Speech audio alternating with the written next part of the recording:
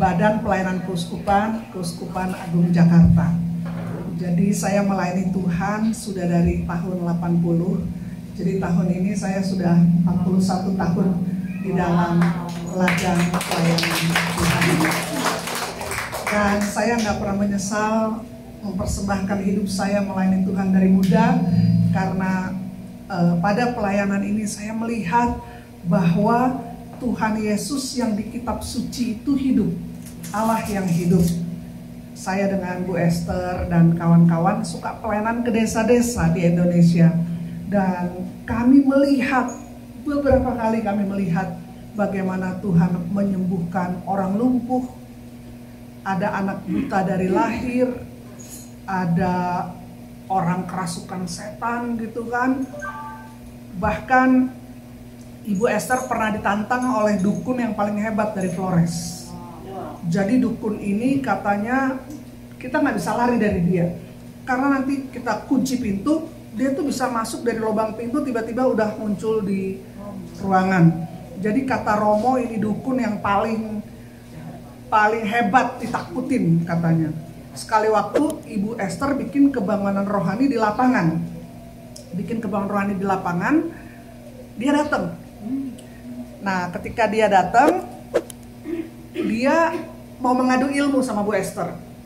Jadi dia mantra-mantrain dari jauh gitu, segala ilmu dia kirim ke Bu Esther yang sedang khotbah, nggak mempan. Dan akhirnya dukun ini ketemu Bu Esther. Kamu ilmunya lebih tinggi dari saya. Apa ilmu kamu? Bu Esther bilang, Yesus Kristus Tuhan. Karena firman Tuhan berkata bahwa nama Yesus adalah nama di atas segala nama. Puji Tuhan. Setiap lutut akan bertelut dan setiap lidah mengaku bahwa Yesus adalah Tuhan. Ya. Dan akhirnya dia terima ilmu yang paling tinggi, yaitu Yesus sebagai Tuhan dan Juru Selamat. Dan luar biasa kalau ada kebanggaan rohani di sana, dia pasti datang dengan rombongan. Dia pakai kedukunannya untuk ngumpulin massa datang ke kebanggaan rohani. Jadi waktu itu zamannya kan masih kaset. Jadi Ibu Esther kasih dia kaset banyak, dikasih modal untuk beli tape recorder yang pakai baterai. Jadi dia jalan dari desa ke desa, kumpul semua. Dukun yang suruh ngomong ngumpul semua. Dengar semua takut. Kalau dia ngobrol, diam. Mesti dengerin khotbahnya Bu Esther. Setelah itu setelah dengar selesai, dia tantang orang terima Yesus gitu. Jadi dari desa akhirnya dia jadi penginjil. Dia jadi pewarta Injil. Bagi Tuhan tidak ada yang mustahil. Jadi kalau dia datang itu dia udah keliling dari desa ke desa. Jadi dia udah rombongan datang untuk ikut kebanggaan rohani. Nah, satu ketika pewarta berkata, ada yang tahu nggak ini lagu lama? Aku berubah, sungguhku berubah. Dia langsung angkat tangan. Saya tahu. Dia duduk selalu paling depan. Saya tahu. Langsung dia nyanyi. Aku berubah, sungguhku berubah. Waktuku serahkan hatiku. Aku berubah, sungguhku berubah. Waktuku serahkan semua. Wah, pokoknya yang telah lalu dia serahkan semua. Habis nyanyi dia bilang apa? Nggak ada yang senang sama lagu ini, karena nggak ada yang mau berubah. Jadi orang-orang nggak suka lagu ini, nggak berubah. Tapi saya mau berubah, makanya saya senang. Maka kita mesti berubah kalau kita ikut Yesus. Jangan masih marah tetap marah, iri tetap iri, gosip tetap gosip, curiga tetap curiga, fitnah tetap fitnah. Nanti orang bilang, percuma kamu gereja-gereja, persoalan doa, hidup kamu nggak berubah. Saking seringnya dia ke gereja, dia pakai ayat, aku mau seperti Yesus. yang tidak berubah, tetap sama dahulu, sekarang, sampai selama-lamanya. Itu salah dong. Dia mesti berubah dari marah kepada dari pemarah jadi peramah. Jadi yang iri, jadi yang berjiwa besar gitu. Yang suka gosip, fitnah, jadi ngomongin yang baik. Kalau yang nggak berubah tuh cuma Tuhan Yesus saja. Karena udah mentok maksimal, udah mantep banget. Nggak perlu apalagi yang harus diubah. Kalau kita masih mesti berubah, hari demi hari makin menyerupai Yesus. Ini baru amin.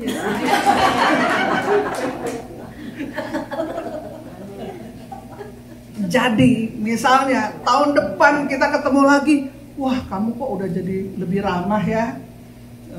Terus nanti, wah kamu kok sekarang udah lemah lembut nih. Kamu sekarang udah lebih sabar. Makin hari kita harusnya Yesus makin bertambah, kita semakin berkurang. Jangan cuma hafal aja, lakukan. Jangan Yesus makin. Ada kan lagunya tuh, gimana? Ya harus makin bertambah, ku harus makin berkurang. Nama Yesus saja disembah, ku di tempat paling belakang. Bila Yesus ditinggikan dan salibnya diberitakan, pasti dia menarik semua orang datang kepadanya sekarang. Jadi tahun depan kita lihat apa yang bertambah, ya kan? Apa marah-marahnya, apa kesabarannya, apa pengampunannya, apa dendamnya. Jangan kalah tuh sama si dukun itu. Jadi kita bilang dia dukun Petrus. Itu hidupnya berubah. Hidupnya sungguh berubah. 2 Korintus 5 ayat 17. Jadi siapa di dalam Kristus, dia adalah ciptaan baru. Yang lama sudah berlalu, sesungguhnya yang baru sudah datang. Jadi kalau nggak berubah, ya, diragukan perjumpaan pribadinya dengan Yesus Kristus Tuhan. Karena kalau orang yang berjumpa dengan Yesus secara pribadi, menerima Yesus secara pribadi di dalam roh, dalam pikiran, dalam jiwa, di dalam hatinya, hidupnya pasti berubah. Pasti berubah. Maka si dukun ini paling senang tuh lagu Aku Berubah, Sungguh Ku Berubah, waktu ku serahkan hatiku. Saya juga mengalami perubahan di dalam Yesus Tuhan. Waktu kecil saya mungkin ya, karena di rumah itu kan biasalah kalau orang Manado ada opo-opo, kuasa gelap. Jadi saya ingat dulu nenek saya kasih saya mantra, taruh di dompet, sebelum keluar itu mesti dibaca tuh mantra, ya. Ada masih saya ingat-ingat, cuman saya mau lupain masih keinget terus gitu tuh mantra. Jadi dulu sebelum keluar mesti dibaca-baca itu mantra. Ayah saya juga sebelum ke Pulau Jawa katanya dia mesti bersila di air terjun, bersila, terus itulah digabung-gabung pakai ayat lagi, pakai doa, tapi juga pakai mantra-mantra. Maka saya tuh jadi orangnya panas, suka marah-marah, cepet tersinggung, sensitif, emosional gitu kan. Padahal kita sendiri nggak mau gitu, tapi kayak nggak bisa menahan lah itu. Akhirnya saya ingat kelas 2 SMP, saya tuh nggak tahu pokoknya kalau suka cari gara-gara gitu. Pokoknya ya troublemaker lah, benar. Troublemaker. Jadi kalau nggak ada gara-gara kayak kurang seru gitu kan, mesti ada yang serunya. Akhirnya keluarkan dari sekolah. Saya dikeluarkan dari sekolah. 2 SMP nggak naik kelas. Saya pernah juga ada pelajaran agama waktu itu. Nggak tahu kenapa saya ngomong apa ya, saya lupa lagi. Pokoknya saya ingat itu guru agama, keluar kamu anak setan katanya ya. Waduh, ibu saya tuh kan didikan Belanda. Jadi kalau bangun pagi, ibu saya tuh kayak biar nggak pergi kemana-mana. Sampai sekarang nih umur 95 ibu saya ya. Ibu saya umur 95. Kalau bangun pagi, padahal nggak kemana-mana, dia udah dandan, udah rapi, udah pakai cincin 10, 5 di kiri, gelangnya berlapis-lapis, udah pakai anting, matching sama kalung, padahal nggak kemana-mana loh. Ya. Ibu saya. Nah kalau makan Pak Henry sama Bu Lili pernah deh, itu bener-bener ada, pokoknya ini ada lupa deh, ini sendok, garpu, terus piringnya 2 susun, ini jarak sini-sini, terus nanti serbetnya gonta-ganti tiap hari gitu kan. Makan nggak boleh bunyi. Pokoknya perfeksionis ya. Jadi kalau majang apa kan banyak pajangan di rumah. Kalau saya disuruh bersihin, saya taruh aja. Kok tahu sih? Nggak boleh, mesti ngaduknya perfect. Jadi dia orangnya mesti nggak boleh berubah, mesti gini. Kan saya nggak ingat gitu. Dia pakai cincin 10, saya nggak hobi pakai cincin. Jadi dari dulu kita ciong. Karena dia mau mengubah saya seperti dia. Saya stres, jadi saya berontak. Dia juga stres, kita sama-sama stres. 5 kalimat berantem karena lain gitu. Ciong, nggak cocok. Saya ingat dulu di Jakarta, ya karena saya punya sifat pemberontak, suka diusir dari rumah. Jadi saya nggak tentu arah, saya naik turun bus, nggak tahu kemana deh, pokoknya ikut aja. Kadang-kadang ketiduran, keneknya bilang, Neng udah sampai, mau kemana tujuannya? Balik lagi aja ke sana. Nggak ada tujuan. Hidup tidak ada tujuannya. Tapi luar biasa Tuhan. Ada teman waktu itu ngajak saya, kelas 2 SMA tuh, lo temenin gue deh, mau ujian di seni rupa ITB. Sekolah apa tuh? Pokoknya temenin aja deh, nanti gue bayarin, lo ikut daftar katanya. Nah waktu itu saya udah malas sekolah karena saya pikir mau keluar dari rumah. Akhirnya kelas 2 SMA saya beli ijazah. Jadi saya nggak ada kelas 3, saya beli ijazah. Ini nggak boleh ditiru sebenarnya, cuma saya mau kesaksian betapa baiknya Tuhan. Maka saya temenin teman saya daftar ke seni rupa ITB dengan ijazah beli. Nah kalau ijazah beli kita boleh nilainya kita taruh sendiri berapa. Semuanya saya kasih 89 kecuali agama saya malu 6 aja kalau agama. Nah waktu ngantre saya lihat lah orang-orang di fotonya tuh kalau zaman dulu ada 3 jari tuh, cap 3 jari di foto. Kok foto saya polos ya? Gara-gara beli kali ini. Akhirnya saya minta temen, ada nggak yang punya full pen? Zaman dulu kan masih pakai full pen, jadi bisa dikocrotin gitu. Jadi saya sambil ngantre saya cap 3 jari.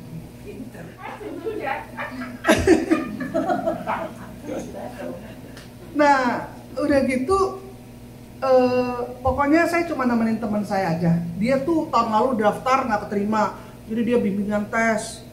Dia suruh belajar nggak lu aja bacain, gue denger gitu. Ini kan semua tegang tuh kalau waktu ujian. Kalau saya kan nothing tulus. Jadi saya seni rupa kan kita nggak gambar. Jadi disuruh gambar, waktu itu saya ingat raksasa, air terjun sama ayam. Disuruh gambar. Yang lain tuh bagus, natural, raksasanya gede, belakangnya air terjun, depannya ada ayam-ayam. Kalau saya nothing tulus. Jadi saya gambar mukanya raksasa satu, A3 yang gede tuh mukanya lagi marah gitu. Dari lidahnya keluar air terjun. Terus ada cakar ayam. Makan ayam. Lain sendiri gitu pokoknya. Tiba-tiba saya diterima. Saya diterima. Temen saya enggak. Memang rupanya kalau di seni rupa atau desain atau seni itu enggak boleh ada yang baku, mesti yang yang aneh gitu. Itu kan karena saya, iya pokoknya saya yang aneh aja. Kalau yang lain kan natural, rak saya berdiri, air terjun di belakang, ayam-ayam di depan. Kalau saya enggak gitu. Saya diterima, teman saya enggak. Tahun depannya dia coba lagi nggak diterima, 3 tahun nggak diterima. Jadi kalau ketemu saya dia, oh, kurang ajar lo dulu gua aja. Cuman saya kaget, orang-orang selamatin. Wah luar biasa kamu diterima di sini. Ini sekolah apa saya bilang? Kan saya beli ijazah itu di sekolah yang nggak laku di Jakarta. Jadi kalau anak-anak narkoba gitu hamil di luar nikah tuh sekolahnya di situ, sekolah buangan. Sekolah apa namanya Bu? Jangan deh nanti nggak enak. Rekaman. Ntar bapak beli lagi. Ntar cucunya soalnya. Sekarang udah bubar, nggak laku sekolah saya itu. Sama jangan-jangan. Jadi itu sekolahnya ya. Aduh, jadi lucu itu sekolah kan anak-anak drugs gitu. Jadi kalau mau masuk kelas kayak anak SD, ayo masuk kelas semua. Nah, udah gitu kan saya ada perlu ke sekolah, saya ke situ. Ada perlu apa deh, saya lupa. Terus kepala sekolah tanya, "Kamu terusinnya di mana?" katanya nih mahasiswanya. "Saya di ITB, Institut Teknologi Bandung." Wah, luar biasa katanya. Ya. Sekolah-sekolah favorit cuma diterima 20%, 30%, tapi sekolah kita tahun ini diterima 100%. Karena yang daftar cuma saya. Dan saya diterima. Jadi kebanggaan sekolah. Sekolah kita 100% katanya ya. Akhirnya saya bersyukur karena yang paling enggak saya keluar dari rumah daripada sama ibu saya berantem terus. Saya ke Bandung gitu ya. Orang-orang pada selamatin, kan katanya susah masuk situ katanya ya. Udah gitu pas penyambutan itu ada spanduk, "Selamat datang putra putri terbaik Indonesia." Siapa nih? Aduh. Tapi itulah ya. Saya bertemu dengan dosen etika di sana. Dia keturunan Yahudi. Betapa indahnya kedatangan mereka yang membawa kabar baik. Karena ibu saya sendiri waktu itu udah kecewa lihat hidup saya sebelum saya keterima di ITB ya. Dia bilang, "Tahu mau lahir anak kayak kamu, mending saya nggak jadi lahirin. Saya menyesal melahirkan kamu." Mungkin karena waktu itu saya berontak terus. Tapi pada pelajaran etika, kita disuruh bikin makalah, papers. Judulnya adalah, apakah perbedaan antara pengetahuan dan pengalaman mengenai keselamatan? Saya nggak ngerti. Jadi paper saya tuh ada tanda merah gede banget karena nggak jelas. Rupanya dosen ini mau penginjilan. Jadi semua yang ada tanda tanya merah, tidak tahu mengenai keselamatan dan tidak mengalami keselamatan, dipanggil satu-satu ke rumahnya untuk diinjili. Dan dosen ini punya karunia pengetahuan. Jadi dia kayak tahu gitu kita kenapa.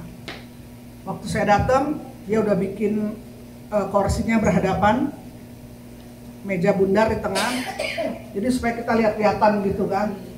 Saya pikir saya nggak mau deh, saya putar mejanya ke sini jadi dia lihat kuping saya aja dari sini.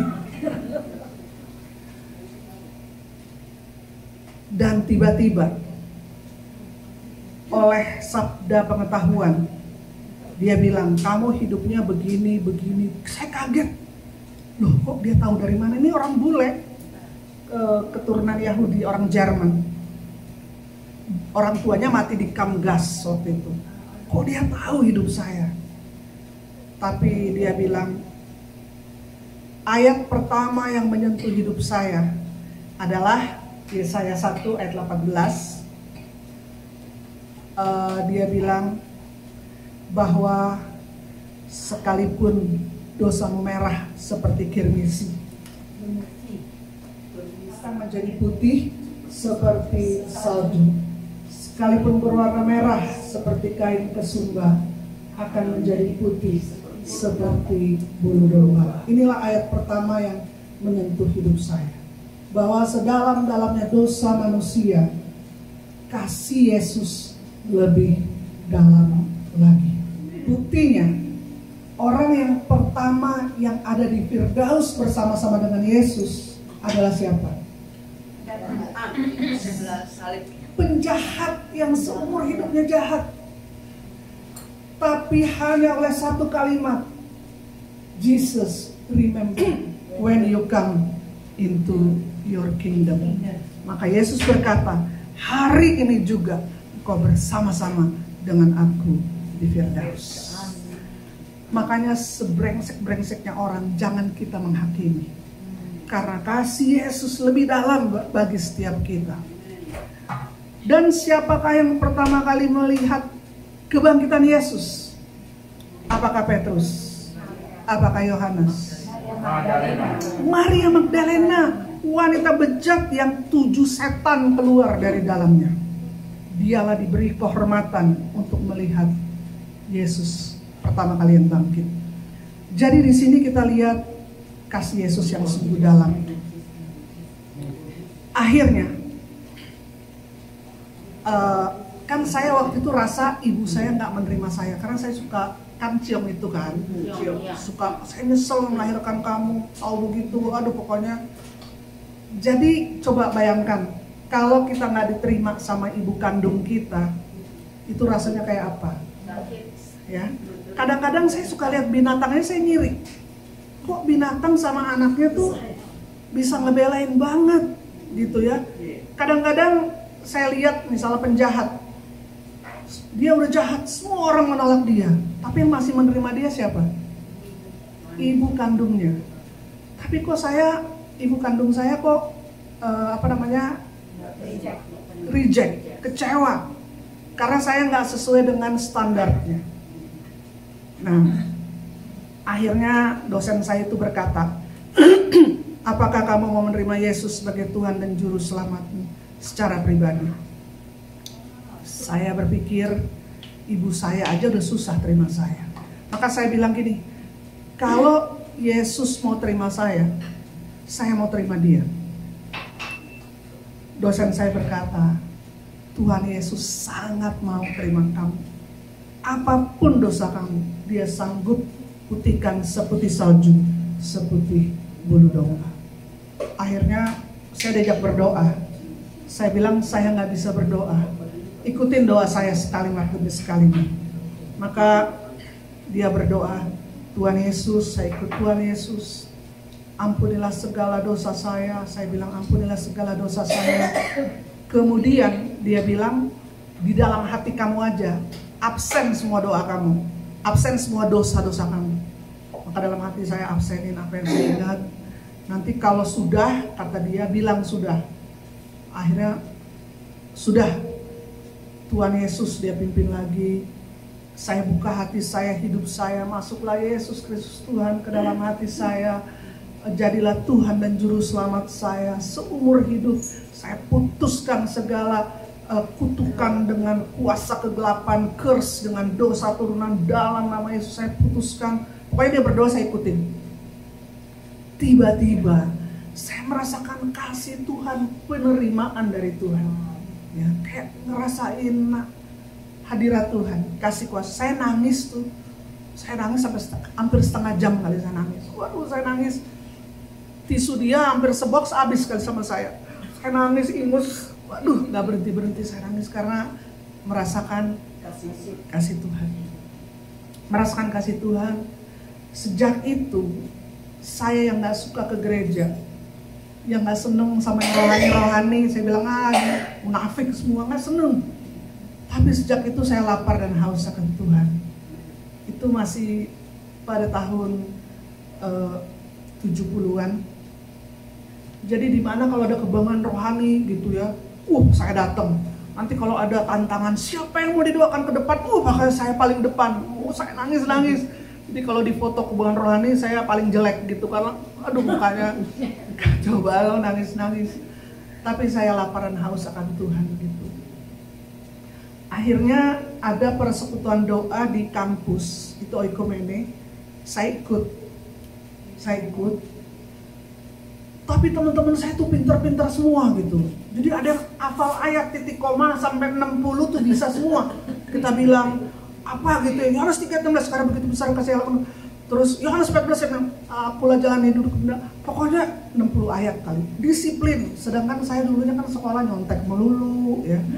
Bolos, dikeluarin dari. Jadi ini saya masuk nih ke sekolah itu benar-benar mujizat, cuman stres saya gitu. Nah akhirnya saya pikir aduh teman-teman persekutuan doa saya pintar-pintar, disiplin, saya kok kayak kura-kura gitu ya, nggak pintar hafal ayat, nggak sedisiplin sehebat mereka. Akhirnya saya pikir udah deh saya mau keluar aja deh, mau keluar. Ya biarin daripada saya menghambat mereka pada hebat-hebat. Jadi di kampus itu ada biasalah warung-warung gitu kan di pinggir-pinggir kampus. Saya berdoa, ogah-ogahan doa makan siang nih, udah mau abis ini saya mau bilang saya nggak mau ikut PD lagi. Lagi berdoa gitu. Tiba-tiba kayak ada suara di hati, nggak audible sih, cuman ada kesan di hati gitu. Yaitu dari kita bisa lihat ayatnya lagi. Kalau nggak saya akan bacakan aja. Yohanes 15 ayat 16. Bukan kamu yang memilih aku, tetapi akulah yang memilih kamu. Dan aku telah menetapkan kamu supaya kamu pergi dan menghasilkan buah, dan buahmu itu tetap, supaya apa yang kamu minta kepada Bapa dalam namaku diberikannya kepadamu. Ternyata kalau kita bisa mengenal Yesus Kristus Tuhan, itu bukan kita yang duluan memilih Tuhan, tapi Tuhanlah yang memilih setiap kita. Kalau kita hadir di sini, itu juga bukan kita yang memilih Tuhan, tapi Tuhanlah yang tidak pernah putus asa memilih kita. Mungkin kadang-kadang kita menjauh dari Tuhan, tapi Dia tuh panjang sabar gitu untuk mengejar kita. Jadi di antara miliaran orang, 7 miliar kurang lebih di dunia ini, kalau kita bisa mengenal Yesus Kristus Tuhan, itu adalah satu kehormatan.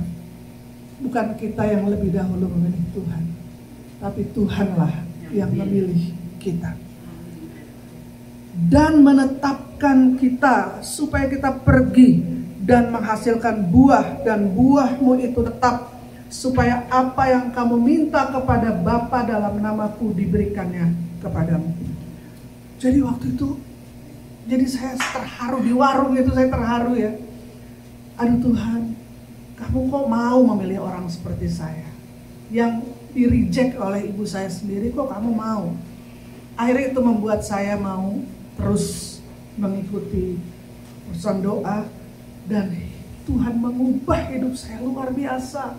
Dulunya saya nggak pernah belajar nyontek melulu, tapi ada khotbah waktu itu, nyontek sekali nyontek dosanya 2 langsung, mencuri dan menipu. Aduh Tuhan, udah berapa banyak nih dosa saya. Akhirnya saya mulai belajar, sampai saya ikut tim untuk belajar, sampai di kompres udah lama nyontek melulu gitu kan. Tapi Tuhan mengubah hidup saya.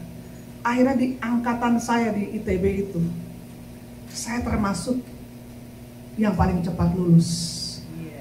Luar biasa. Tadinya ayah saya waktu saya masuk di ITB, mujizat tuh kalau kamu bisa lulus katanya. Kayaknya nggak mungkin punya gitu. Tapi bagi Tuhan tidak ada yang mustahil. Akhirnya saya disponsorin belajar di London. Dan di London itu kan saya rasa udah dipilih Tuhan dan harus berbuah. Jadi pas saya di London, kami nginep di rumah orang, tinggal di lantai 2. Biasalah kalau rumah-rumah di Inggris juga di sini ada kamar-kamar tuh di atas. Ya kan, di bawah tuh biasanya pokoknya di atas lah kamar semua. Jam 5 saya turun ke bawah, saya berdoa, Tuhan, saya sudah di London, apakah yang Kau mau aku buat bagimu? Tiba-tiba yang punya rumah nih turun, bapak-bapak. Dia kerja di embassy. Dia cerita, dia orang Kristen. Waduh, kita di sini nggak ada persekutuan katanya ya. Yang Kristen tuh melempem gimana? Oh gini Pak, saya bilang, bikin kebangunan rohani mini, saya yang khotbah. Saya yang khotbah, Bapak undang aja. Akhirnya dia undang lah. Dia undang, wah saya khotbah, ajak terima Yesus. Oh, puji Tuhan, ada berapa orang terima Yesus. Dan gak kebetulan, itu dubes orang Katolik. Dubes orang Katolik, gak taunya pas saya kan sekolah bahasa Inggris dulu kan, satu kelas sama ibu dubes. Pasti nggak kebetulan ini. Jadi kita kompak banget sama ibu dubes. Maka setelah kemudian rohani kecil itu bikin persoalan doa. Saya cerita ke ibu dubes, kita ada persoalan doa. Oh ya bikin di rumah kami. Waduh, bikin di tempat kedutaan besar kan yang datang banyak dong. Iya. Wah, mulai jadi besar. Akhirnya kata ibu dubes, apa juga kamu perlu? Mau perlu bus, perlu apa? Kita support. Waduh, kita jalan-jalan ke Manchester, kebaktian Padang. Pokoknya berkembang luar biasa lah. Akhirnya saya jadi ketua Persatuan Kristen Indonesia di London waktu itu. Nah, habis itu kan jadi saya suka kalau ada orang dari gereja mana aja datang, kita bikinin acara. Misalnya ada pendeta ini, ada pastor ini. Nah, saya deket juga dengan Romo di sana. Satu ketika datanglah rombongan karismatik Katolik dari Indonesia. Ibu Haneke Suryo, Yonas Wisa. Ya, datang. Tolong bikinin acara. Wah, saya hubungin lah si Romo. Romo, boleh pinjam nggak gerejanya gini? Romo orang Inggris. Kita bikin. Nah, kemudian Ibu Haneke bilang, kalau kamu ke Indonesia, langsung hubungin saya, kita akan penginjilan keliling di Indonesia. Itu pas saya mau kelar sekolah, tiba-tiba tuh ada kerinduan sama Indonesia. Nggak tahu deh kenapa, mungkin karena suka terangin, oh Indonesia adalah negara kepulauan terbesar di dunia, 17.000 pulaunya, kurang lebih 6.000 yang dihuni, suku bangsa. Mungkin ya, tapi saya rasa ini panggilan Tuhan. Panggilan Tuhan kan beda-beda. Saudara-saudari dipanggil di Amerika, saya waktu itu dipanggil tuh di Indonesia. Tiba-tiba tuh kenapa rindu sama Indonesia?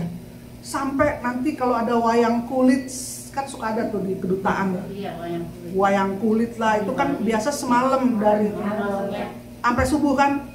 Saya nggak ngerti, saya nonton wayang kulit saking rindunya sama Indonesia. Nggak ngerti tuh. Dalamnya. Tapi saking nggak tahu ya, saya rindu banget. Walaupun ada berapa saya ditawarin di London waktu itu, cuman saya bilang kayaknya Tuhan memanggil saya pulang gitu. Nah, waktu sampai langsung Ibu Haneke tahu nih saya sampai, dibeliin tiket langsung. 2 minggu kemudian berangkat penginjilan sama Elizabeth Ministry sama Bu Esther. Itu kita mulai dulu dari Dili. Dulu kan masih bagian Indonesia, Timor Leste sekarang. Dili, kemudian kita pergi ke Atambua, pokoknya ke timur sana, ke Kupang.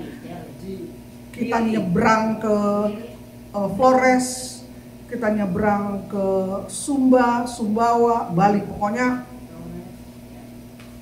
jadi baru 2 minggu tuh saya udah berangkat penginjilan. Bu Esther ini saudara saya, kakek kita sepupuan Bu Esther.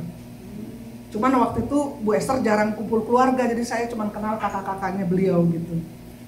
Nah, jadi ayah saya waktu tahu Bu Esther mau pergi, dia titip sama saya, kamu jangan lupa angkat-angkatin kopernya Bu Esther.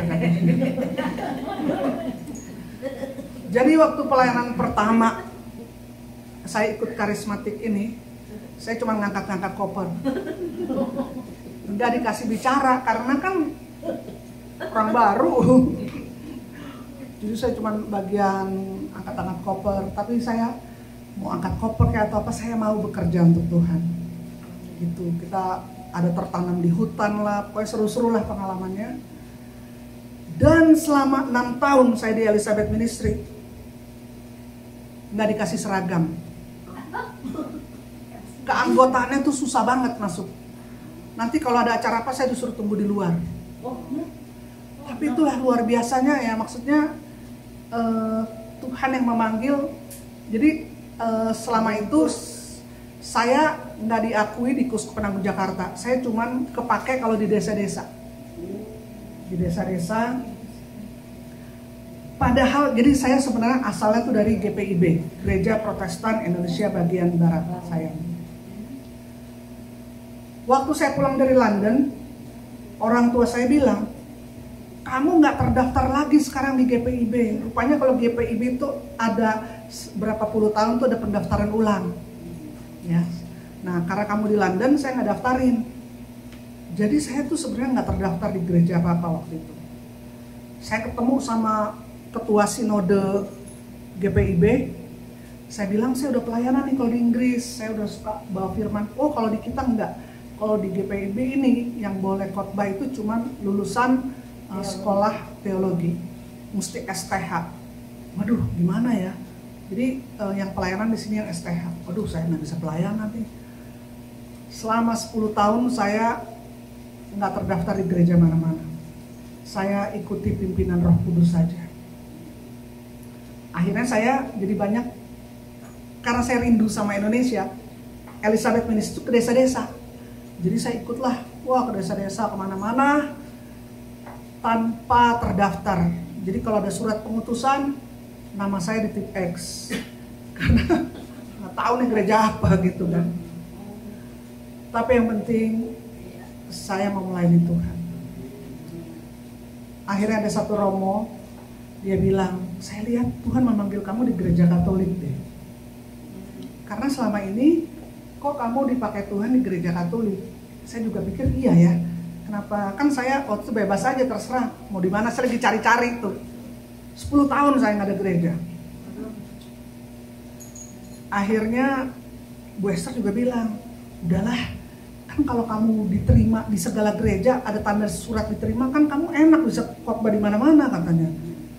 Romo ini tawarkan, gimana saya buatkan surat kamu tanda diterima di gereja Katolik, karena kamu kelihatannya dipanggil Tuhan di gereja Katolik. Akhirnya saya konseling sama Romo Sugiri. Romo Sugiri itu moderator karismatik Katolik Indonesia yang pertama, dia orang Belanda. Kata Romo Sugiri, sebenarnya gereja Katolik dan gereja non-Katolik, kan kita sama-sama Kristen. Kristen artinya pengikut Yesus. Kristen Protestan, Kristen yang Advent, atau Kristen Pentakosta, atau Kristen Katolik. Sebenarnya Allah Bapanya sama, Yesusnya sama, Roh Kudusnya sama, Bunda Marianya sama. Jadi yang primer ini sama, yang bedanya tuh yang sekunder, yang aksesorinya beda. Tapi Allah Bapa, Allah Putra, Allah Roh Kudus, Bunda Maria sama. Kemudian almarhum Uskup Agung Leo Sukoto, saya dibuka konseling kemana-mana gitu. Beliau berkata, sebenarnya kita itu sama, ya. Lebih banyak, persamaannya lebih banyak, karena yang prioritas kan sama, Allah Bapa, Putra, Roh Kudus, Bunda Maria kan sama. Perbedaannya cuma yang aksesorinya.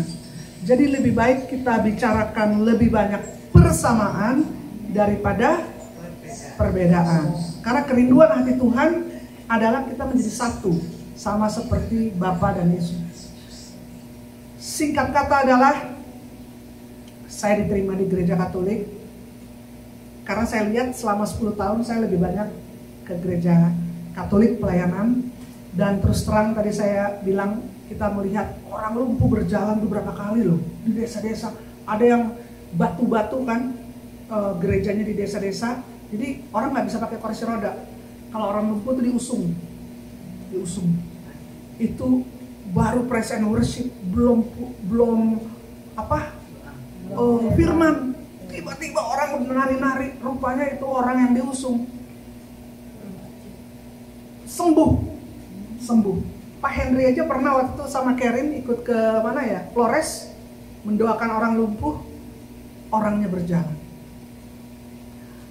Ada juga saat kita juga kadang-kadang suka bawa dokter-dokter, kadang-kadang medis gratis, operasi bibir sumbing gratis, katarak gratis. Kadang-kadang pernah kita 2 tempat melayani 10.000 pasien, aneka operasi dan aneka yang sakit. Satu ketika ada anak lumpuh dibawa, anak belasan tahun. Dia sudah dibawa ke rumah sakit mana-mana nggak sembuh. Maka ada satu dokter periksa. Wah, secara medis ini di kampung nggak ada obatnya nih, mesti di kota besar gitu. Tapi dia sambil berdoa dan Tuhan bilang, anak ini nggak ada sakitnya. Masa orang secara medis sakit nih, tapi sambil dia berdoa, ini nggak ada sakit. Kamu doakan. Jadi dokter tuh dapat kesan begitu. Akhirnya setelah semua pasien selesai diperiksa, jadi dokter ini bilang, Pak sama anak tunggu sampai kita selesai praktek semua. Jadi mereka nunggu. Udah, setelah habis pasien diajak kita semua, ayo berdoa. Kok Tuhan bilang ini anak nggak sakit, mesti didoakan. Kita semua berdoa. Wah, berdoa. Pulang dia tetap lumpuh. Besok kan kita biasa ada kayak retreat 3 hari. Besok paginya anak ini datang lagi sama bapak ini. Jadi dia diangkut lah. Biasa sakit-sakit kan duduknya di depan. Itu misa waktu itu. Dan sebelum misa tuh kita ada nyanyi glory haleluya apa gitu ya, terus sambil nari gitu. Maju ke depan 2 langkah, mundur ke belakang. Tiba-tiba saya lihat nih anak, lah ini bukan yang kemarin didoain. Saya tanya, ini yang kemarin didoain? Iya, bayangin, luar biasa. Ketika besok, kan Tuhan tuh menyembuhkan, ada yang suddenly, ada yang proses.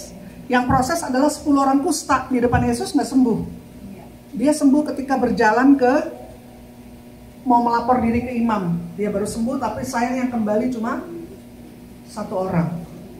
Nah jadi ini anak itu benar-benar sampai orang tuanya tuh gimana ya, sampai speechless yang nggak bisa dikemukakan dengan kata-kata. Sampai udah gembira aja sampai nggak tahu. Itu anak udah nari-nari kiri kanan. Waduh, luar biasa. Ya. Banyak yang bisa kita ceritakan. Bahkan saya sendiri divonis kanker getah bening payudara, metastase ke 7 tempat. Secara medis nggak ada harapan kata dokter. Jadi saya udah di kemoterapi 8 kali, 25 kali radioterapi. Saya dioperasi 4 macam, saya botak 8 bulan. Kata dokter, hidup kamu tinggal 20% lah. Ya. Secara medis kamu nggak ada harapan. Tapi untung dokter saya tuh dokter yang beriman. Secara medis kamu gak ada harapan, tapi pada Yesus kamu ada harapan. Amin. Jadi selalu kalau diperiksa tuh parah deh, saya parah banget. Karena ganas, dibilang very advance, katanya cancer yang cepat grow-nya. Tapi dia selalu doakan saya. Jadi saya di Sumeta, di nuklir, pokoknya semua deh. Dan berapa tahun berobat, suatu saya di scan, dokter bilang, this is miracle. Nggak ada lagi kanker ganas di tubuh kamu. You become a cancer survivor. Luar biasa. Pernah nggak kelihatan saya sakit parah tuh? Itu luar biasa Tuhan. Karena kita punya Yesus, bukan hanya Yesus sejarah, teologi, filsafat, tapi Yesus Tuhan kita adalah Yesus Allah yang bangkit, hidup, dan berkuasa sampai selama-lamanya. Amin. Luar biasa. Karena itu, sekalipun, jadi saya orang yang diampuni dosanya. Sekarang saya sama ibu saya mesra banget. Oh, puji Tuhan. Sangat mesra banget. Luar biasa. Luar biasa. Jadi sekarang kita udah sadar dua-duanya, nggak saling memaksakan kehendak gitu. Jadi ibu saya nggak maksain saya jadi dia. Jadi kita udah mesra banget ya sekarang. Bahkan pertama kali saya khotbah di rumah, ibu saya kasih persembahan, kasih amplop ada $100.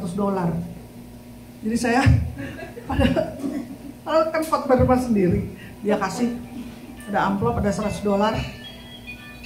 Terus dia bilang begini, ya, dia bilang terima kasih untuk khotbahmu, terutama terima kasih untuk hidupmu yang sudah menjadi berkat untuk kita sekalian. Puji Tuhan.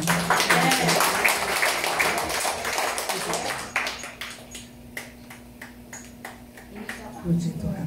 Nah, saya juga mau cerita ya. Saya waktu itu kena malaria di Nias. Di Nias. Ada yang dari Nias di sini? Ada ya. Saya kena malaria, dan malaria saya itu yang nggak bakal sembuh, yang bersembunyi di darah. Kalau saya capek, kalau saya ke daerah malaria, pasti saya kumat. Itu bukan demam berdarah. Bukan, demam berdarah juga pernah hampir mati. Tapi yang ini malaria. Jadi kalau malaria itu, ada yang pernah sakit malaria nggak di sini? Pernah? Pernah? Tahu kan rasanya ya? Itu kepala kayak mau pecah, mata tuh putih-putihnya jadi keruh, sakit kepala, sampai ngangkat sendok ini aja, teh, saya gemeter, pokoknya kayak tenaga nggak ada, gitu. Tapi anehnya saya terus menerus ke daerah malaria, kumat lagi. 7 tahun saya begitu. Satu ketika kita ke Sumba, pas landing di Sumba, sampai di keuskupan, uskupnya, romo-romo kurianya semua kuning kena malaria. Waduh, saya lihat begini udah pada loyo kena malaria semua. Ya udah pasti deh, saya kena juga gitu kan. Bener, saya kena. Terus kita terbang dari Sumba ke Denpasar. Di Denpasar ada peresmian pabrik. Kadang-kadang ada romo yang memberikan awam boleh khotbah di homilinya.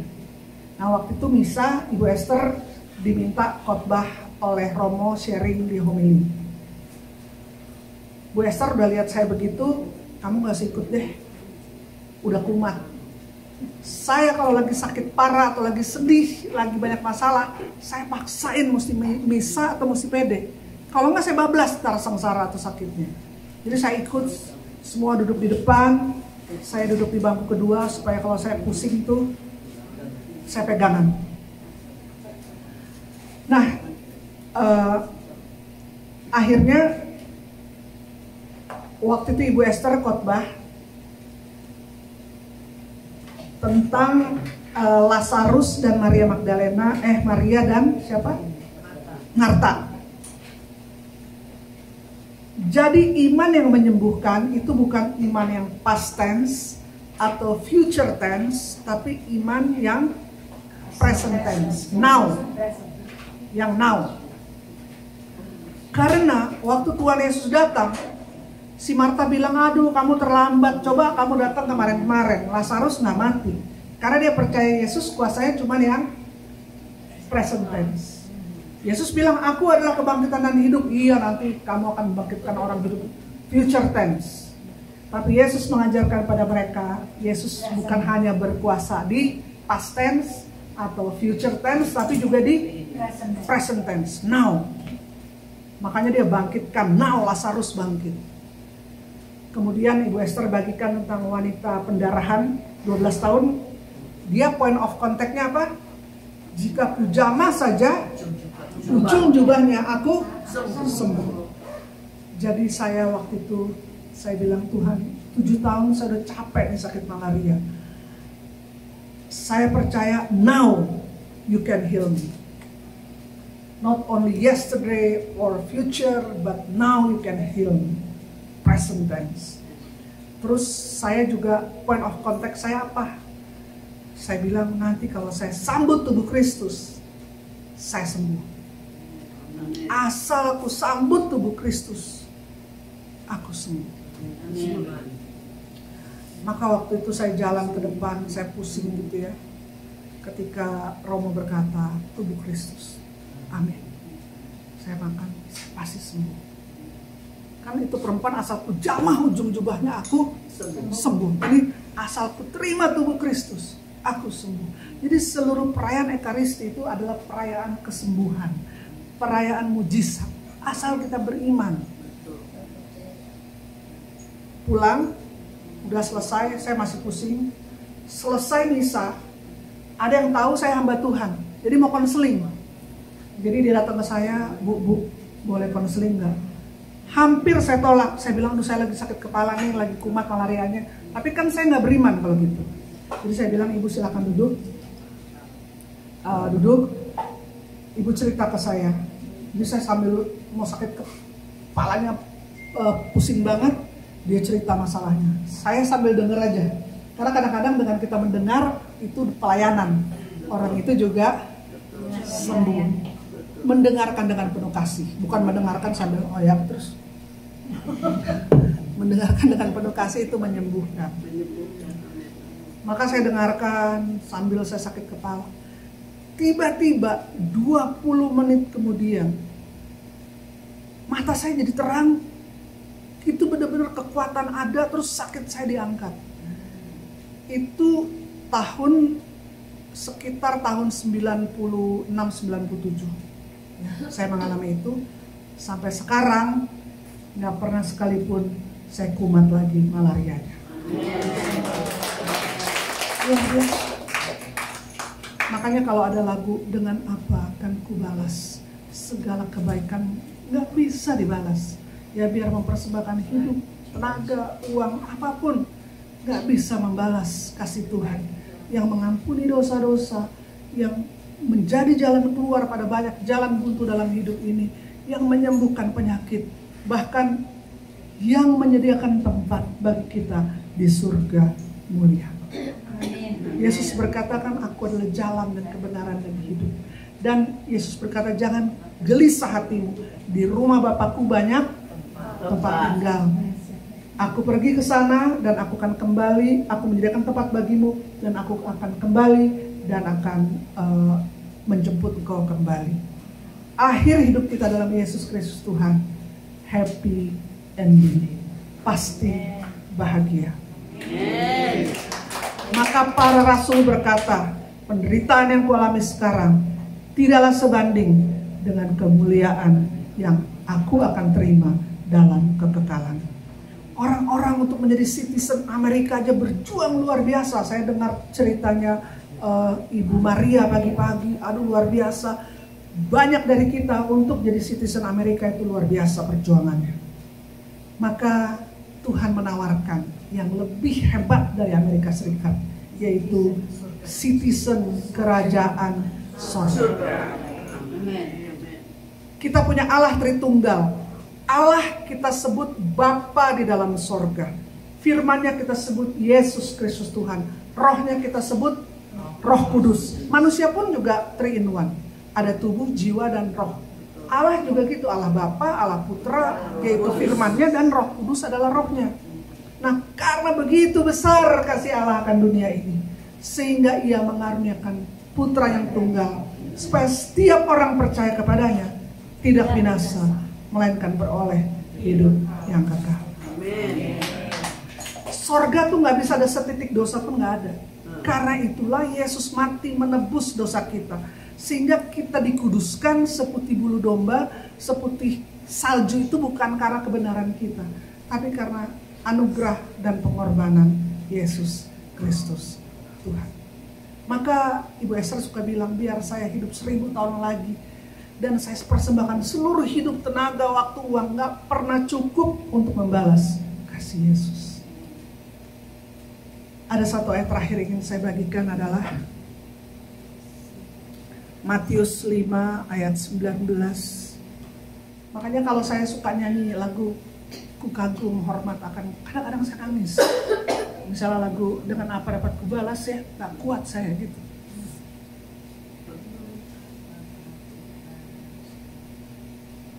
Karena kasih Tuhan sungguh luar biasa.